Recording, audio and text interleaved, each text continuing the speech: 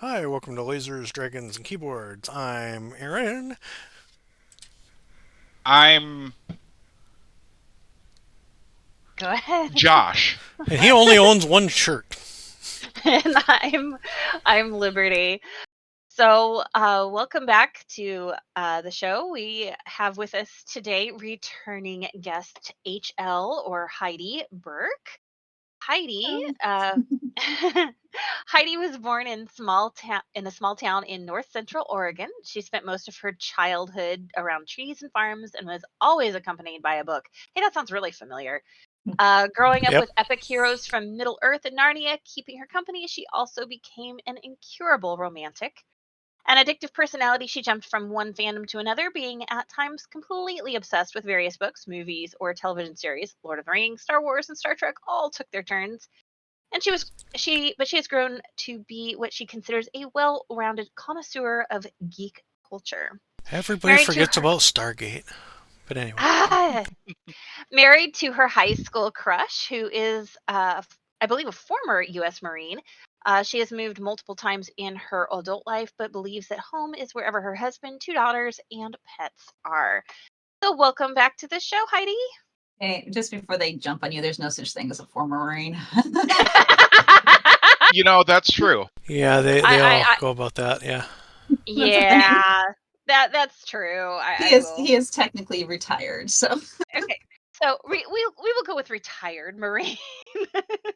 So, Okay, so random question. Uh, does your husband get annoyed by shows like NCIS when or military shows with he doesn't any watch a ton of inaccuracy? that kind of stuff. But yeah, he'll Okay. point it out occasionally. But I think he doesn't really have a lot of high expectations for Hollywood at this point. So there's that. Yeah. Yeah, if you've learned it from Hollywood, you've probably learned it wrong. Yeah, it's true. For Yes. So Yep. example, any plot that revolves around computers is automatically a comedy to anybody who knows anything about computers. I Yep. yeah. imagine it's the same way for doctoring, lawyering, military, etc. Yeah. mhm. Well, when we first got married and I was watching that kind of stuff around him, he doesn't really watch it, but he would, running out of the room. He did like Gibbs's characterization as a former gunny. He thought that was Mhm. pretty spot on and he liked the haircut, but That's funny. So, tell us what you've been doing since last we've had you on the show for in terms of your author life. oh, I've been doing superheroes constantly. Like I started writing superhero fiction in 2020. I'd been doing fairy tale and epic fantasy and romantic fantasy, and then I just thought, oh, I'll write a couple of superhero books. And I'm working on number 20 of my superhero Oh, wow. universe. Wow. Yeah, and they Nice. they just won't, like, every time I think I'm done with the series, I'm like, well, this side character wants a book too now. So yeah, and I just published yesterday Game On, which is book 19, I believe. It's a young adult spin-off featuring the children of previous heroes. Oh, that's And Okay. cool. yeah, and then I'm starting to write another one. And I also just crowdfunded a anthology of stories set in the universe by myself and other authors. Yes, you have This reformed. Yep, That's this is book book one. one. Yeah. Yeah. So, Oh, I forgot to get out some stuff and put it up on the shelf behind me today. Oh, well. I do not so have a good staging area. I'm gonna have to someday make myself a interview staging area because it's just my child in the background. Mhm. that's all right. You do Right. have that nice picture on your stage left or stage right, I should say. Yeah. My husband and I both have a thing for geek posters. So most of those are his. That's his Lord of the Rings art poster, and I think a Tree of Life Mhm. Viking Celtic thing.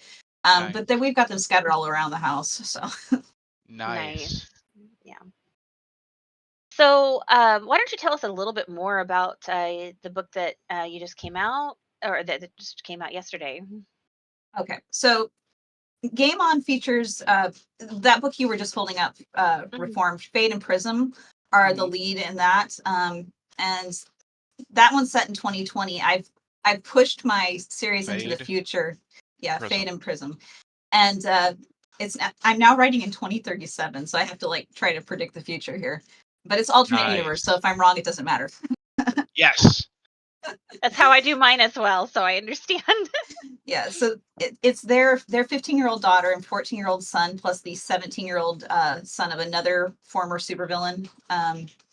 So they're DOSA, the Department of Super Abled, the superhero agency in our world, announces the teen competition to find the next great superhero talent. And so teens are forming these little groups to go and fight in this multi-stage competition. And Ruby, the daughter, really wants her mother and her mother to be the team coach, her brother to be on her team. She wants a full-on family team, but things don't go exactly her way. And she kind of gets a compromise version of what she wants. And then Oliver joins in, and Oliver, he's the son of a supervillain, but he was adopted because the supervillain fathered him when he was a teenager, and he ended up adopted, and he has, when he was a young kid, he had a leaky aortic valve, and so he's had multiple valve replacements and stuff. So the superhero, nobody wants him on their team, so he lies and fudges his papers to get on Ruby's team, so she doesn't know about his heart thing, or his coach doesn't. So he's got a little bit of his own secret that he doesn't want people to know. Oh, fun. Yeah. What could possibly go wrong? Yeah, exactly. So, but it's all about them finding out what it means to be heroes to them, and what it, they're all in that stage where they're trying to figure out how to be adult. I call it the waiting stage, where they're all so eager just to get on to their future, but everything is holding them back, and it's a constant frustration. I think that's when you start to hit like teenagerhood, and you really, really just want to do something, but you just have to wait. You have to wait to finish school. You have to wait to be old enough to drive. There's so much waiting in that stage, and I think it's a book about finding what to do when you're faced with those frustrations and still making something of yourself. I mean, you and I are both, well, all of us are parents of teenage girls, so I think all of us can understand. Yeah. Yeah. I think they're all about the same age right now. Mine are 16 and 12, so. Yeah. Wow. Yeah, mine is 15 and yeah, so I understand. Yeah. So let's see, where do we want to start with the questions, guys? Over there. What? Oh, go ahead. Where do you get your ideas for your books right now? I mean, you're so prolific, so they're coming from somewhere, right?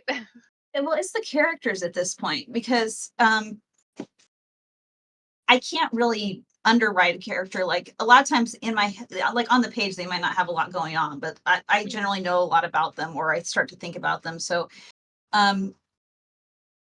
it'll start out like there'll be this character who's just there for maybe a gag or a joke, or just to do one thing, and I'll start asking, well, what's their story? And then I'll start chasing down what they're doing and what their backstory is. And almost always, if you think about it, there's a story in that somewhere.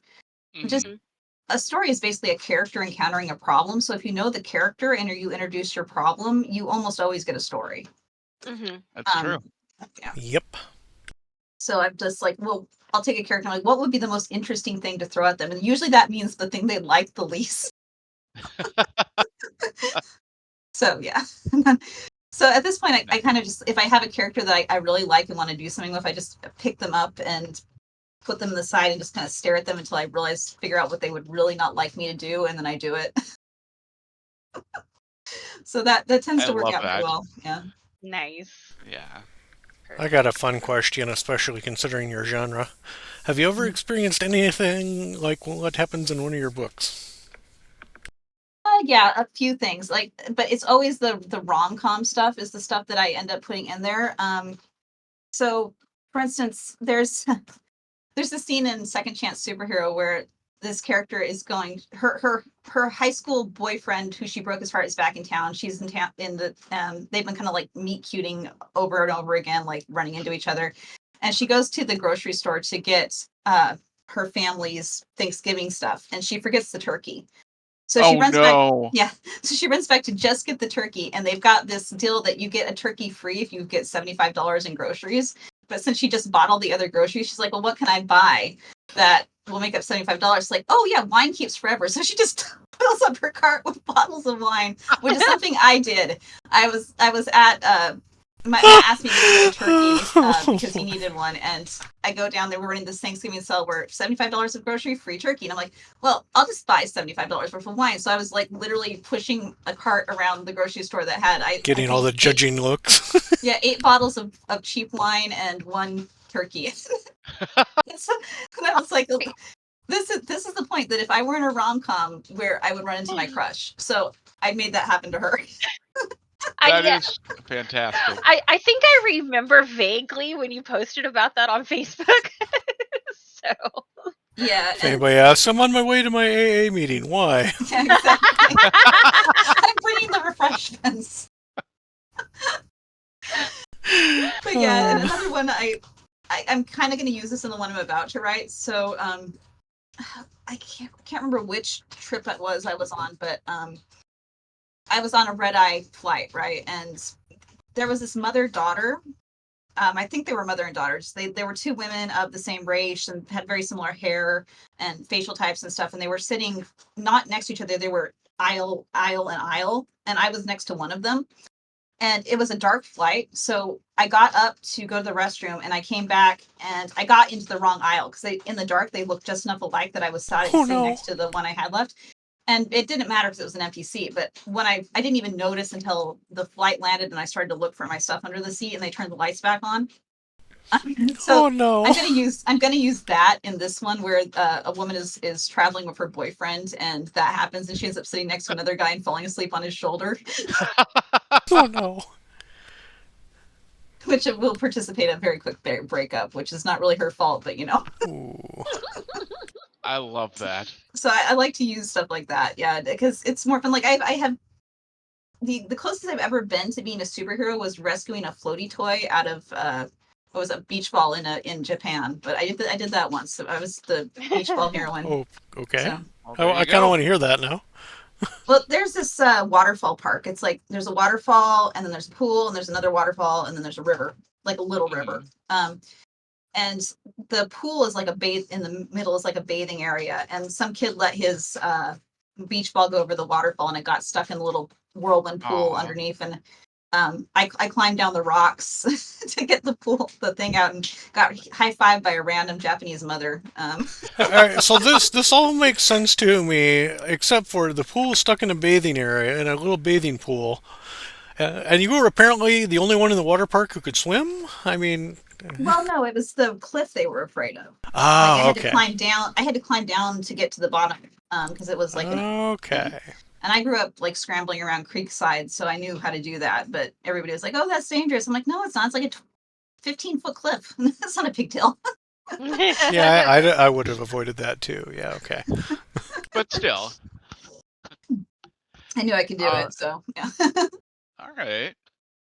So, you write prolifically, we'll say. That's an understatement.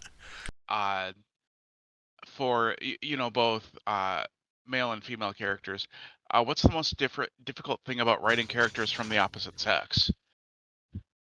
That's actually, I don't really find guys that hard overall. Sometimes I'll do a check with dudes I know to make sure I'm not like making them a little too romantic, but like a lot of them kind of come out of what interactions I do with my husband. I try to not make them do anything he wouldn't do, with some exceptions, because Matt's not a very poetic guy. So, and sometimes especially if you're writing a romance, you need to let the guy say the thing that is just right? And I think that goes with all fiction. Like, that thing in where you think of the perfect comeback an hour later. Oh, yeah. Your characters don't have to wait an hour, because you can think for an hour and then come back and give it to them, so they can just have that comeback. So just like that, the guy will have the perfect romantic thing to say to make the woman swoon at the moment, even if, like, I can think of maybe 3 times in our marriage Matt's done that. Mostly it's like, it's not that he's not loving, it's just he's not going to think of that thing that you would put on a credit on a gift card. Or whatever. Yeah. If only we could do that, think of it in real life. Yeah. That would be nice. Yeah. So I like that to keep my guys pretty grounded. but they're not as, I don't know. I think the most difficult characters for me to write are the ones who just have a different mindset. Like one time I was writing a character who was very athletic, and just the way she interacts with the world is not very thoughtful. It's more kinetic. It's just do the thing, grab the thing. And sometimes she was a little hard to get into at first. Or there's a part of the curiosity. The main character, Leo, is very traumatized and very shut down and very doesn't want to interact with people. Like she's locked herself off. And she was hard to write just because she just didn't want to do stuff, you know? Yeah. And I'm like, how do I push you to do stuff? And you can kind of make the plot happen to characters like that, but after a while you want them to start making their own choices and opening up a little bit. You give them And- an extroverted Yeah. best friend and watch the hilarity ensue. It's hard to make the rogue join the party. Sometimes, yes. Yeah, we've had that problem in recent D&D games with my characters. Yeah.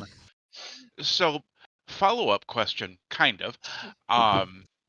Recently on social media, you had posted something about, how to put this delicately, heat. Yes. Heat in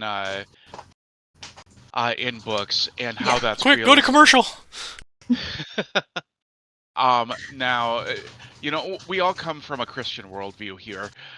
So how do you personally reconcile that with having realistic heat, but not crossing that line? So I was actually just remembering recently, like there's that part where the Bible talks about, all parts of the body are good, but some are private. And and then it's kind of easy to extrapolate from other passages what he meant by that. So there's certain locations on the body I don't talk about, let's just say. Fair because enough. I feel that those are private according to at least one scripture, and that's base. But just the idea of physical attraction, sensuality, sexuality, those are things that are actually not really considered sin in the Bible. It's in the right context. It's like a man and a woman are supposed to enjoy each other, and there's the way of a man with a maiden is one of the great mysteries. And then they've got the whole Song of Solomon, which even it's fairly or Song of Songs, just fairly heat filled. Yeah. And so those things are not forbidden to us. I think they can become a stumbling block, especially like if you are a single person or something like that, because anytime that you're craving something that you are deprived of, and I think this can come across like in so many ways. It can come across with financial success. It could come across with having children if you can or can't. Those things, if those lack that you have, something you have been not able to experience and it is taken away from you, it can become a stumbling block because you can start being discontented with what you're given. That said, I don't think that reading about a couple who are attracted to each other and enjoying that is any different than, like, say, maybe reading about a rich person having a party you can't afford, if you can put that into the right context. It's like, am I sitting here enjoying the strike? Because a lot of writing is empathy, right? It's learning, it's taking those characters and understanding what they feel. And you can have empathy without covetousness if you are well balanced. And now if that becomes a problem for you, I think it's true. Like probably when I was a single woman, I probably would have gotten discontent if I just fed myself a constant feed of romance without having an outlet for it in my own life. I think that like a little taste of it, it was fine. But if I just made that my entire obsession, I could see that being unhealthy. But most people aren't at that level, and most people aren't going to be tripped up just by reading about a couple in love, And I think that also goes for both emotional intimacy and physical intimacy, because that's just, you can also lack that. So that's kind of my take on it. So I am a closed door writer. Like usually the characters will start kissing and then they'll tumble onto a bed and then the scene ends. That's usually where I draw the line. But I do think it's really important to show healthy intimacy, especially in married couples, to show that it is healthy and it's not something that, people need to be ashamed of for existing. So I do keep hitting those buttons in my books. Yeah. And that's not a bad thing. Yeah. So. So, shifting gears a little bit, when did you write your first book, and how old were you? So it depends on how you define book. Uh-oh. I was one of those people who, before I knew writing was a profession or could even write, I would like tell my mom stories and I would draw the pictures and I could tell her what to write under them. So if you count book in the loosest sense, I was probably like 6. But if you Fair. talk, and then I was also the writer in my friends group. So I would I had this big trapper binder of college line notebook written in glitter gel pen that I would write, and sometimes I would be writing. I had a really good best friend who I would be writing on one side of the table, and she would just be reading the pages as I handed them to her. So That's we would do awesome. that sometimes, and we tried co-writing, but I'm very difficult to co-write with because we would like be handing back and forth this gosh, how were we doing? Was it actually on like hard disks? I think we Floppy might have actually, Wow. yeah, those, yeah. Did they still count as floppy disks when they were in the plastic stage? Because Yes. they Yeah. were Yeah. yeah, Still okay. floppy Yep. So disks. floppy Yeah. disks that were not floppy. The 3.5 inch. Yeah. Yeah, those ones. Yeah. We would pass Yeah. those back and forth and work on a project together. But so yeah, I was always doing that. So it was always something. My first novel that eventually got published, I took it down and rewrote it and put it back up, but it was The Ordinary Night. I wrote it right before Matt and I got married, so I would have been 21, I think. But I didn't publish it until I was 27 because back in those days, indie publishing was not as easy to do, and I wasn't keyed in.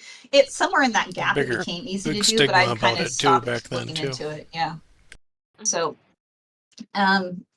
so I was 27 when I published my first book, I think maybe 27, 29. And that was that. But yeah, and since then I just kind of keep going. So Right. Aaron? What you drinking today? That's not on the menu at all, but out of curiosity, or this is if we just want to. coffee. This and my Captain Marvel mug, which my Nice. daughter got me from OMSI. And then OMSI is the Oregon Museum of Science and Industry. And this is water in a very stickered hydro flask. Yeah, we should Yes, probably I add that to start- the question. Are you a coffee or tea person? Yeah, there we go. I do both. Mornings is usually coffee, afternoon is tea. I don't know why there is that line for me, but there is. Okay.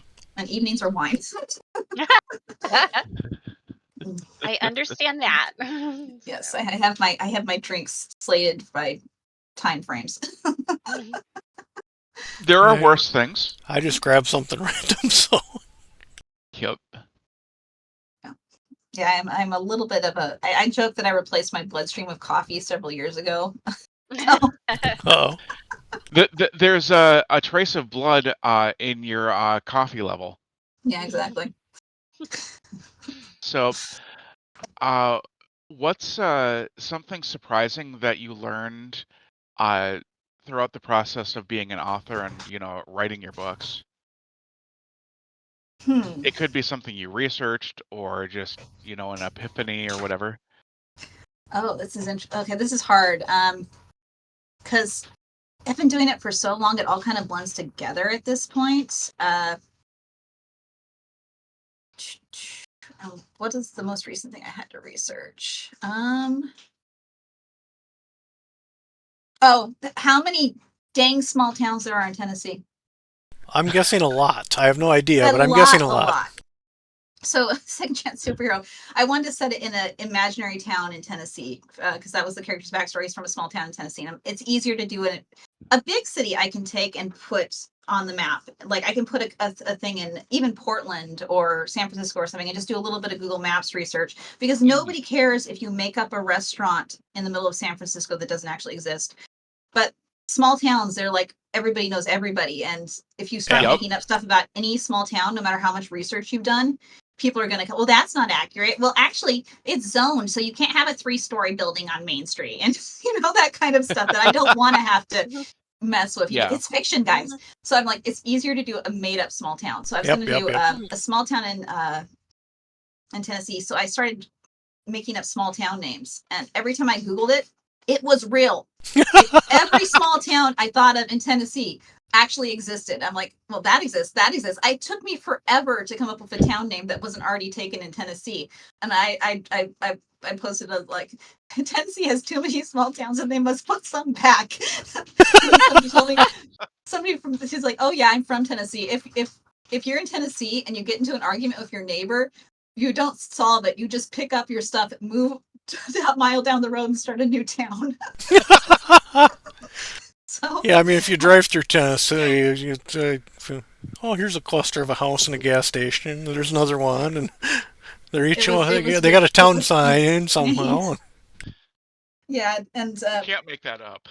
yeah, I finally I had an Asheville, which I thought, well, it's close enough to Nashville. They wouldn't do two of those. But then someone was like, Oh, well, yeah. actually, there's an Asheville right across the border in I want to say North Carolina. And I'm like, it's so close. I thought you meant that one. I'm like, dang it.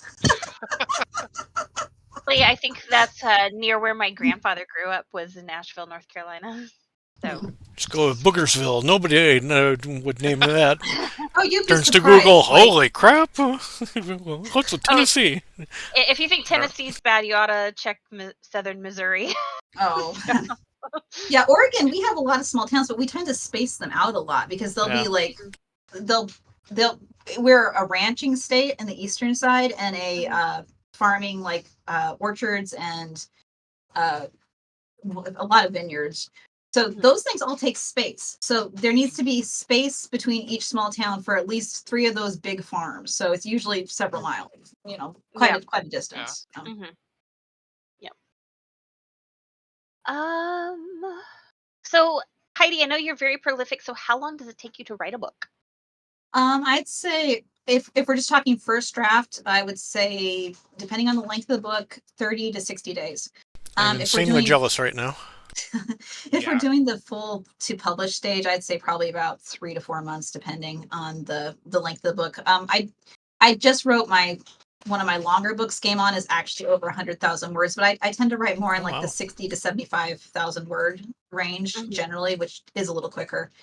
I try to do 1,000 words a night, which if you do that, it adds up really quick. And sometimes if I'm doing good, or I have a little extra time on the weekend, I'll do 2,000 to 3,000 words. But I don't try to push. Like if I get to 1,000 words and I'm feeling tired, I just quit. I don't blame you. Yeah. No. It's like I did my limit, and I'm not gonna force myself to keep going. And I think that's one reason I can keep doing it so consistently is I'm a spurt writer. It's usually a half hour to an hour a night tops. Mm-hmm. And that's Don't burn yourself out that way. Yeah. Have you ever given dictation a try? Probably not, because I don't know if you can hear me talk, but Oregonians are the fastest speaking state, and I am definitely that.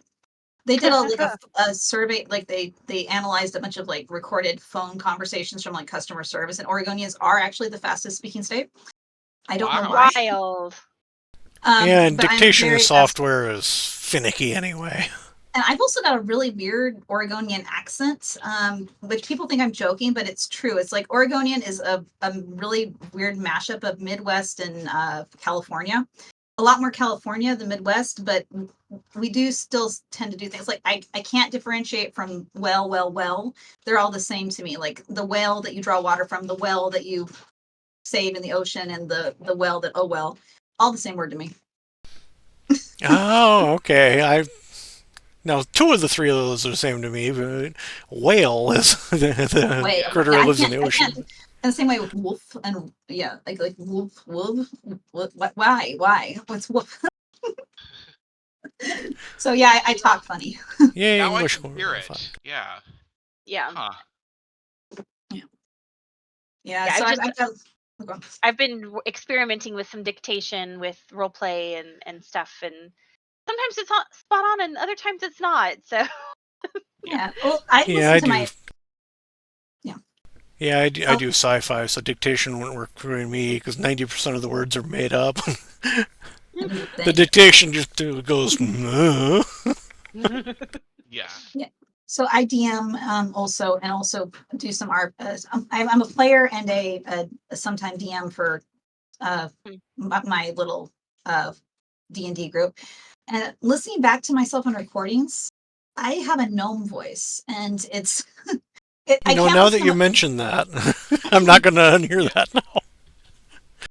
But yeah, I was talking to him. It's like it takes like 3 hours to listen back to the recordings to make notes afterwards. I always am behind it. It's like, well, just listen to it at 2.5 speed. I'm like, have you heard me talk at 2.5 speed? Chipmunks! It's a chipmunk on speed. I Oh, mean, boy. I listen to most of my podcasts that I listen to at 1.2, but if I'm listening to Ben Shapiro, I have to have it at 1 and sometimes slower because he just talks so fast. So I understand. Yeah. Yeah, it's fast and it's a high pitch. Like if I do actually try to do like a fairy voice or a gnome voice by raising my voice a pitch, it does not pick up on the microphones. Huh. Alrighty Um, then. Now I'm thinking of the squirrel from Hoodwinked.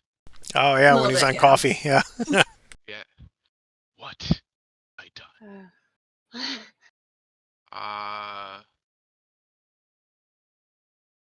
Another random question? Yeah, go for it. Go for it, Aaron. What are your favorite books to read? Okay, so I go through spurts of I don't like to read the same thing too much in a row. Series are a problem for me. Like I'll start this long series. If I like book 1, book 2, and then I'll start to burn out of just the concept. I really like quirky fantasy. I like things that are a little bit odd. So I'm always like looking for that stuff that's a little different than the norm. So thinking, Have you tried a Thurno? not yet, no. But yeah, so I skip around a lot, so I don't really have a favorite in any given time. And like if I post my top 10 for the year, it's all mixed up. Like I'll have a few romantic comedies in there, some steampunk, some fairy tale. I'm very picky about superhero books. It's hard for me to find ones I like. I think there's been maybe 2 of that genre that I've actually liked, which is ironic because it's the only thing I really write nowadays. Yeah. And that I know would what you be mean, though, yeah. yeah, Janine Polito's Nobody's Hero was good, and Arthur Mayer's Sidekicks was good. But other than that, I've gotten kind of. It's hard because I want to like that genre the most, but it disappoints me the most often. Yep. I'm guessing you So- probably haven't picked up mine, but Not yet, no. I won't hold it against you. There are so many things to read out there. It's so Oh, hard. yeah, Like, so and many. I know so many authors. Let's see, and then I've got this Kindle stuff with stuff that I've picked up from like author groups because they'll post a sell and I'll grab it and Yeah. and then I'll go through and like I have so much to read but nothing to read because it's like flipping through the channels like well I don't really feel like that, I don't really feel like that, don't really feel like that. Yeah, EJ my Kobo's Kitchens, the same way. yeah. So for romantic fantasy, EJ Kitchens is very reliable for me. I've tend to like almost everything she's read. I read my first Tara Grace book last year and enjoyed it, but she's got so many. I'm like worried that I'm never I'm going to not get all sure through if them I've all. read anything of hers. Since Elba, yeah, it's very. I would call them epic but cozy fantasy romances. There's actual danger and stuff, but the relationships are all very cute. At least the one I read was very cute. And it seemed like from the blurbs that kind of continues. I'll have to look into that. Somebody's taking notes all of this for the summary, right? No. Because it's not me. I'll probably go back and listen to it later. Okay. Mm. Anyway, that was Tara who again? Tara Grace. Grace. Grace. Yeah. I'll have to admit. Grayce. Yes, that is correct. Oh, okay. Yeah. I read this interesting like portal fantasy, but you don't know it's a portal fantasy at first, that you kind of put together that it is by Crystal Crawford. It starts with gosh, hold on. What's the first book in that?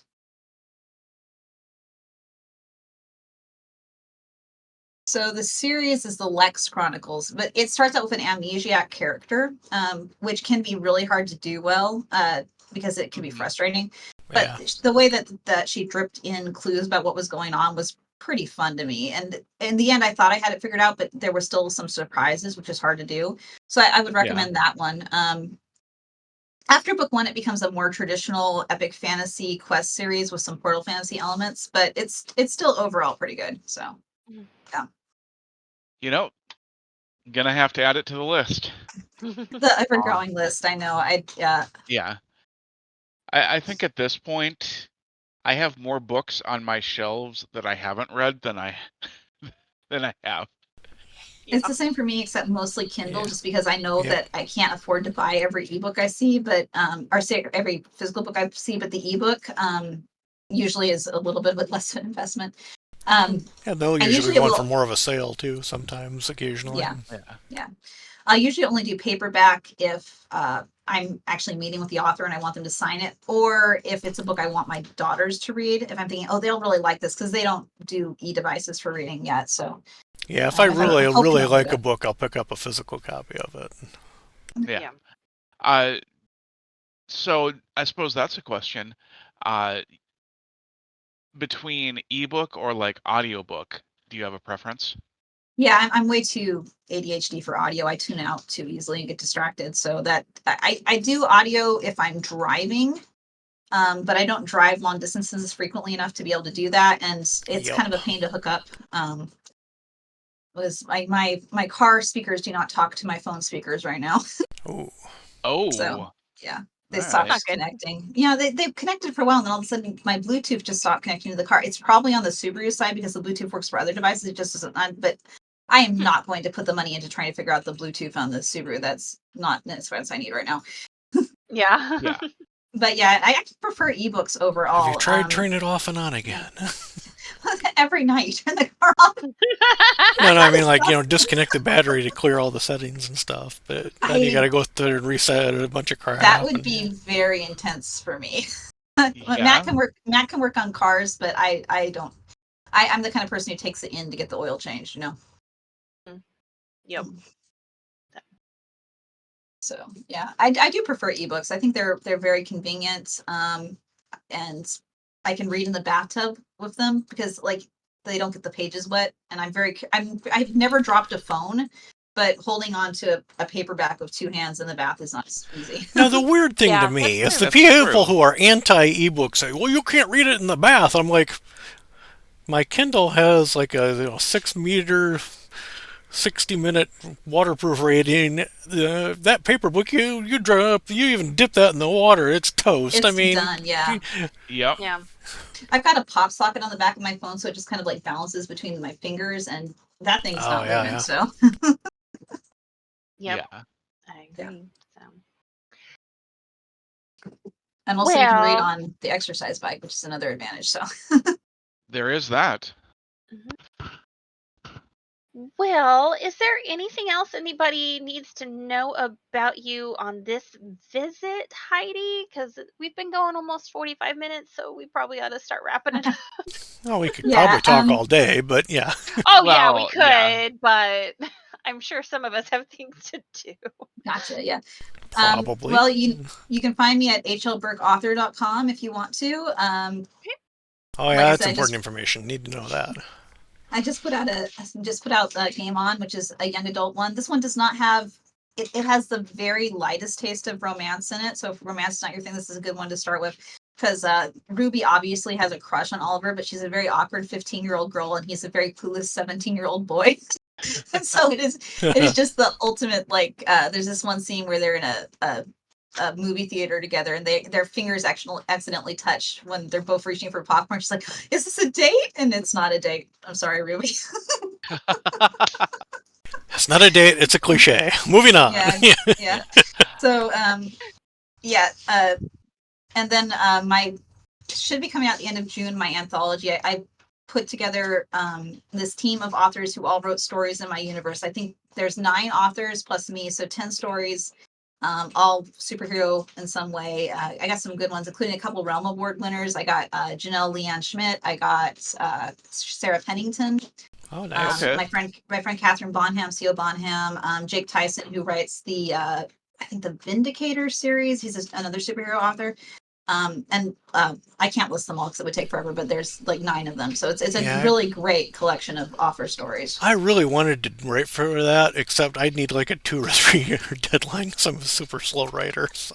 Well, if you want to get started, I'm already thinking about doing another one because there were a couple of Aha. stories that that came in like last minute. I'm like, this would need some rewrites, but you could if you like there's people already, like, I have 2 stories lined up that I could do. I've already written another story in the world that I could put in there. So that's 3 stories. I So might, yeah, if I get started on that now, I might have it done by the deadline. I might have to look into that as well, since that is one of my main genres. So, it's a fun genre. I'm very much Yeah. a fan of superhero fiction. hmm Yeah. yeah, I still say mine are kind of leaning more towards urban fantasy, even though it's more the vibe rather than Yeah. the characters and stuff. It's Yeah, just my Eternal books are kind of sort of superhero, but in an anime way. So that's Yeah. yeah. Mine definitely have more of a Harry Dresden type vibe rather than a light and fluffy superhero. yeah, mine that's are true. mine are Marvel meets Hallmark meets my sense of humor based on Psych, which That's a is good way to basically that. describe that. Yes. Yeah, Yes. yeah. So you just really need to start pulling a psych and having a pineapple somewhere in every one of your books. That'd be It's a fun. little late. It's a little hard to do that, it's though. also a little Yeah. harder to do a visual joke in a book True. too, but I do try because you have to write it somehow. sneak in Psych references. Like, I think in this one there's a fist bump and a that's right. Nice. So I've seen Yeah, a I've bunch been of watching- psych names as background characters too. And Yeah, that happens. It was I trapped myself into that because I had this one character who I named Sean, and I mentioned that he had 2 sisters, and I'm like, well, they're not going to be important characters. I'll name them Abigail and Juliet, which are Sean's 2 girlfriends throughout this. Of course, they both wanted their own books, so well, naturally. of course. I apparently haven't met Abigail yet because I'm watching it slowly. Oh, I'm Yeah. behind on the series. Yeah, for she's sure. only in 1 season. I want to say it's Okay. season 3. It's the one that starts out with the high school reunion episode. That's really good. Okay, Yeah, I it's just- know we just watched that one a couple of weeks ago, so she must be coming in here a Yeah, little it bit must more. be coming up.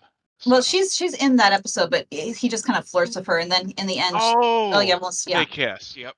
Mhm. So, but then, yeah, she comes back later, so you'll see. I was her kind of again. hoping they'd have kept her around a lot longer too, but oh well. I gotta make right for the ship. I think the last one we watched was like the roller derby episode. That's, Oh, I love that yeah, one. It's like the So the great. really close talking moment. Yes. Yep. So, well, Heidi, thank you so much for coming on the show again. You're more than welcome to come back anytime you wish. So just give Awesome. us a nudge, and we'll get you into Mhm. the schedule. So, Yeah. Josh, do we have anybody coming up soon? I can't remember our schedule. We are still in negotiations. Morgan Bussey has had a busy few months, but we will be having her on sometime Eventually. eventually to discuss her epic Viking fantasy. We'll also have to go and invite some various people at Realm Makers too. Yep, Very much so. so. All right. Well, thanks so much, Heidi. It's always a blast having you on. Mm-hmm. It was fun. Yes, thank you. Yep. So, well, we will see everybody next time. Keep an eye on our Facebook page for updates on upcoming shows. Everybody wave.